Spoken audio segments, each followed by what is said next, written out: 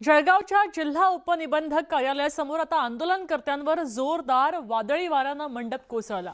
मंडप कोसळण्याचा हा व्हिडिओ आता सोशल मीडियावर व्हायरल झालेला आहे। काल संध्याकाळच्या सुमारास अचानक आलेल्या वादळी पावसामुळे पूर्ण मंडप आंदोलनासाठी बसलेल्या आंदोलनकर्त्यांच्या अंगावर कोसळला। मंडप कोसळल्याच्या या घटनेमध्ये सुदैवानं कुणालाच दुखापत अथवा कोणतीही इजा झाली नाही अशी माहिती समोर आली आहे। आपण हे दृश्य पाहतो जळगाव मधली आहे। इथं वादळी वारे सुटले होते आणि हा जो मंडप बांधला गेला होता तो आंदोलनकर्त्यांवरच कोसळलेला आहे। दरम्यान इथं कोणतीही जीवितहानी झाली नाही, दुखापतही झाली नाही।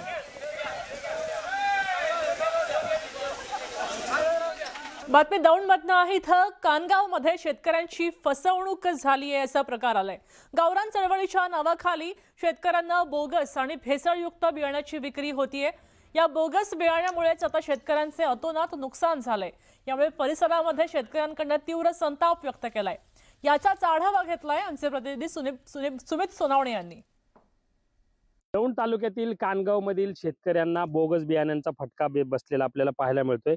ही चवळी जी आहे त्या चवळीला आता काही त्याचे दाणे जे आहेत ते मोठे झालेले आहेत, त्याच्यामुळे ही चवळी बोगस असल्याचं शेतकऱ्यांकडून सांगण्यात येते आणि असे मोठ्या प्रमाणावर या भागातील शेतकऱ्यांना त्याचा फटका बसलेला आहे। आणि या सगळ्यामध्ये कृषी अधिकारी या सगळ्याकडे दुर्लक्ष करताना दिसतात आहे। त्यामुळे शेतकरी जे आहे ते मेटाकुटीला आलेला आहे आणि त्यांनी आता या सगळ्याकडे लक्ष वेध करण्याची मागणी केलेली आहे। या सगळ्या प्रकरणाकडे, या सगळ्या जे काही बोगस बियाणे त्यांच्यावर कारवाईची मागणी केलेली आहे। मात्र आपल्यासोबत या सगळ्या बोलण्यासाठी शेतकरी आहेत, ज्यांचं हा जे काही चवळी होती, जे बोगस बियाणे वापरण्यात आले, नेमकं काय प्रकार आहे सगळा या सगळ्या चवळीचा? नमस्कार, मी शैलेश चिपलकर, राहणार कडेठाण। आमचं मौजे कानगाव या ठिकाणी हे चवळीचा प्लॉट आहे। ऍक्च्युली हा गावरान चवळी आम्ही नेहमी करत असतो, परंतु या वर्षी मात्र आम्हाला याचा फटका बसलेला आहे।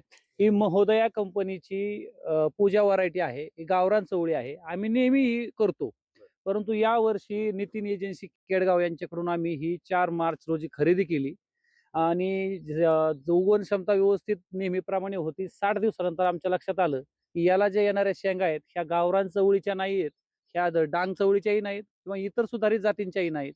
हे कोणतं तरी बोगस बियाणं आमच्या माथी मारलं गेलंय।